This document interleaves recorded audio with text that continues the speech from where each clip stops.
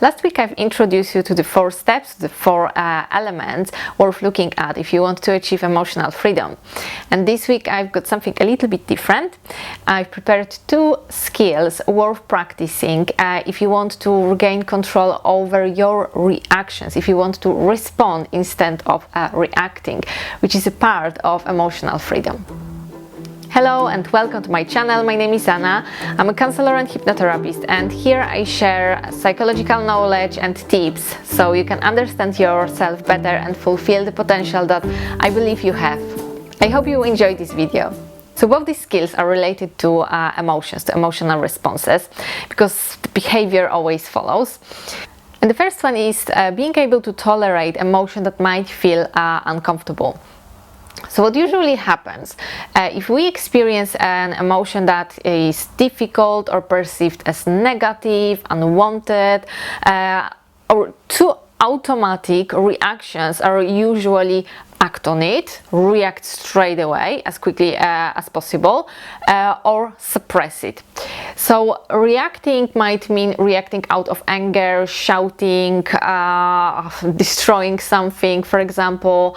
If it's anxiety or we are feeling low, our reaction could be perhaps to try to avoid it in some way. Sometimes it's reaching for an alcohol, overeating, and sometimes it might be a very strong desire towards something, and it might be related to certain addictions like alcohol or shopping, for example, or gambling. So before we react, there is this emotional response. So our aim is here to improve, to practice the skill of being able to tolerate on that, to expand this space between the stimuli, which was the trigger for this particular emotion, and our reaction. And what I mean by tolerate, sometimes you can hear people saying, especially if you practice meditation regularly, about being able to sit with it or welcome this emotion. That is more or less the same, to being able to tolerate presence of this emotion without getting overwhelmed at the same time. So this emotion is just a part of you. It doesn't identify you. There is much more to you than just this particular emotion. So having this ability to imagine that, okay, this emotional state is just present at the moment. It's a part of you. It might be sitting somewhere next to you, or just an element somewhere there in your mind. And as I mentioned in my previous video, being able to stand in the position of observing self, not getting consumed by this emotion. And the second skill is being able to transform emotion that is not beneficial for us. So the first skill, tolerating difficult emotion, it's not easy and it's not always safe as well. And it's worth having the other option. So of course, the other skill might be mistaken by avoidance, but this is not our aim here. There are certain situations where we get overwhelmed, the emotion is too strong, or we are not in a position to be able to just sit and tolerate that. And from the practical point of view, to just live our everyday life, it might be a much better strategy to have the skill to transform it into something else. So maybe later that day or the next day you can just go and revisit this emotion and then try to sit with it and tolerate it if it's still present within you.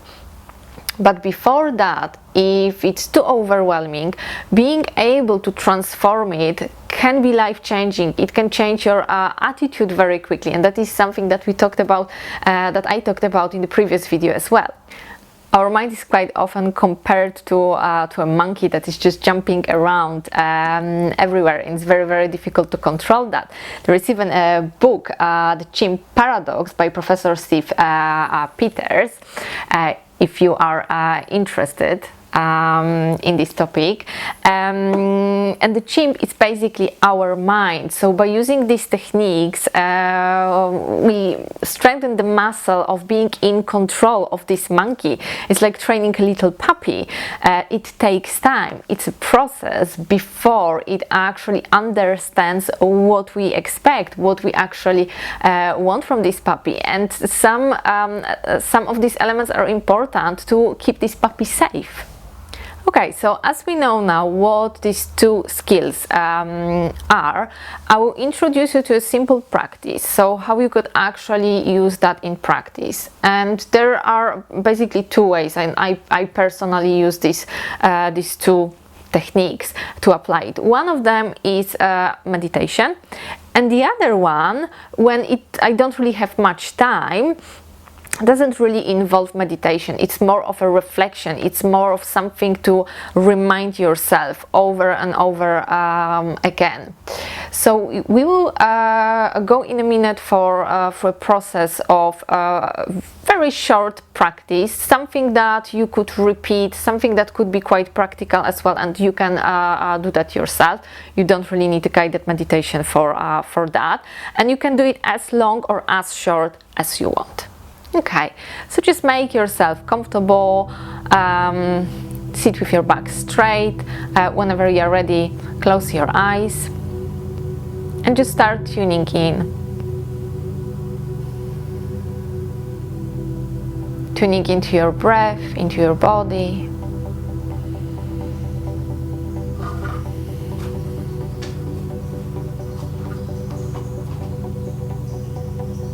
Notice how it feels to slow your breath down.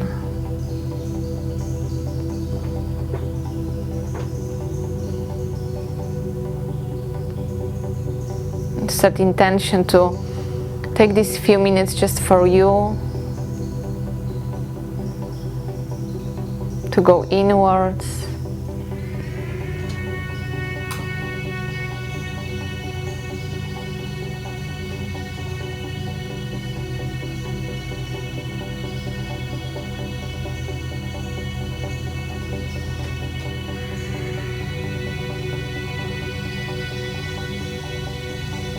And start recalling in your mind a situation that you have found distressing in some way, a situation that brought difficult emotions, or perhaps caused reactions that you didn't really want to display.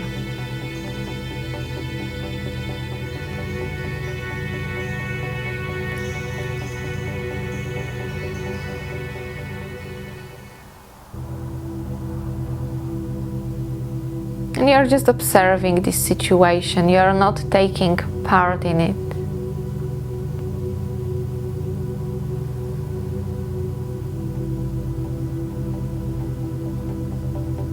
You can slow it down and really start observing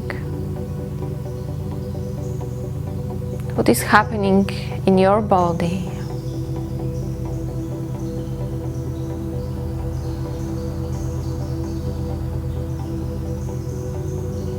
Do you feel any sensations? Perhaps tightness, tension, maybe pain?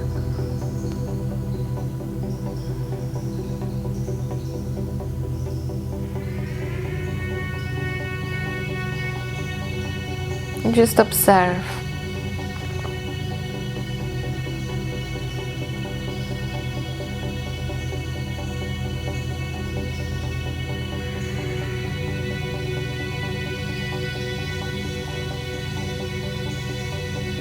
And try to see what is information under these sensations for you. What is the emotion? Try to name it.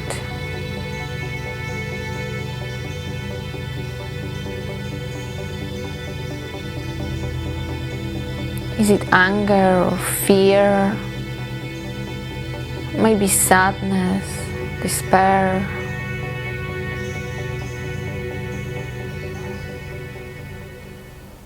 Maybe you feel jealous.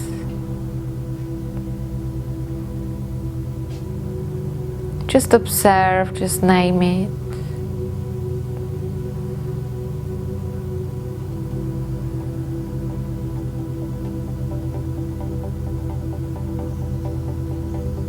And imagine that It's sitting somewhere in the corner of your mind. Perhaps it feels quite big at the moment.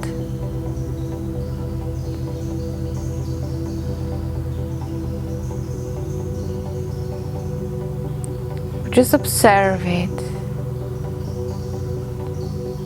Try to get a bit more familiar. Nothing is happening. You're safe.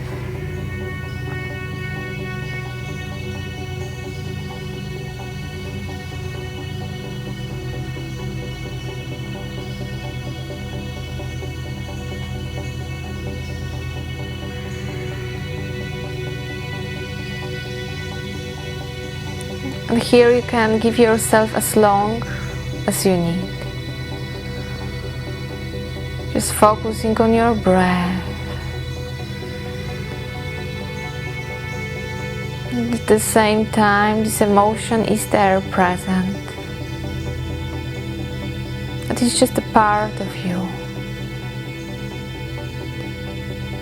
Here and now you're safe. You don't need to identify yourself with this emotion.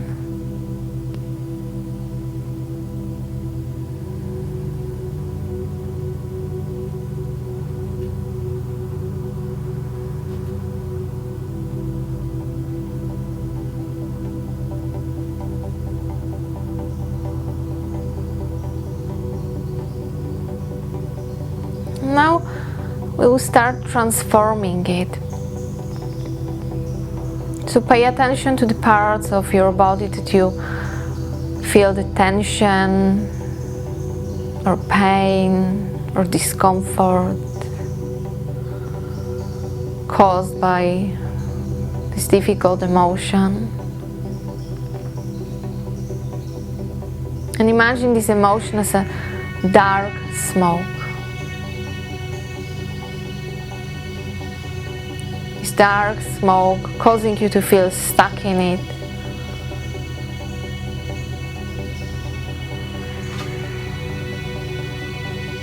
And now imagine this dark smoke coming out of your body, through the top of your head, through the tips of your fingers and toes. It's like a higher power is pulling it out.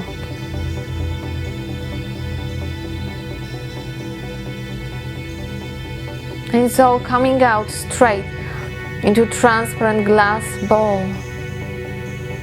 And it fills this ball completely.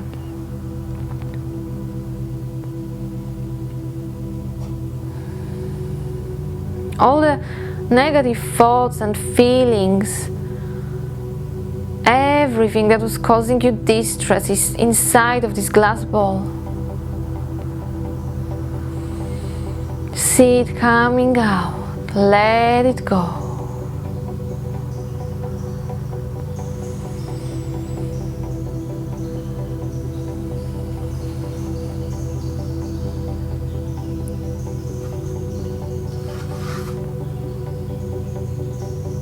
And you are free. Your body is clean and clear. And you're watching this ball shooting into the distance. Watch it as it flies away and disappears. You don't need this ball anymore. You don't need these negative or difficult feelings and states anymore. Let them go. Take a nice deep breath now. Put your hands on your chest, on your heart, and invite what you need the most for yourself. Is it compassion? Is it love, kindness, peace? And imagine you are breathing it into your heart. You can smile gently.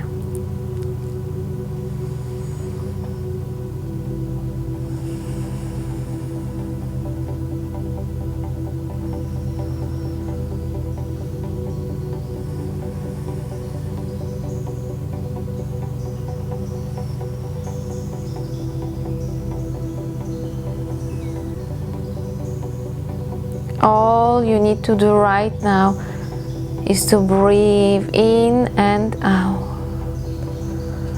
You are compassion. You are love. You are kindness. You are calm and peaceful. Okay, so my camera stopped recording. I think it just got so relaxed during this meditation. Well, basically, you can stay in the last phase in this moment when you keep your hands on your chest for as long as you need. To invite more of what you need for yourself, whether this is compassion, whether it's kindness or calm and peace. Identify that for yourself and just carry on with this practice. So these are these two skills. You can practice them together, just as we've done that today, or you can practice them separately as well. Especially if you experience a very difficult situation, overwhelming emotional reaction. In that case, focus on the second part to transform that. And then when you are ready, after this event, you can come back and try to apply the first step to reinforce the skill of being able to tolerate something that might be difficult for you, because that might benefit you basically long term. And remember, it really depends on your situation, because it might not always be safe to use the first strategy, the first skill.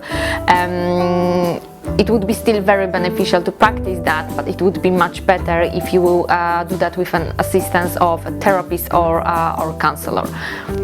So I hope you have found this video helpful, and that I encourage you to start practicing these skills and start paying attention to actually the control that you can develop over the reactions, and that would be the first step to start responding instead of reacting, to choosing your response. So if you have found it helpful, give it a like and subscribe to my channel for more content, and I will see you next week. Bye!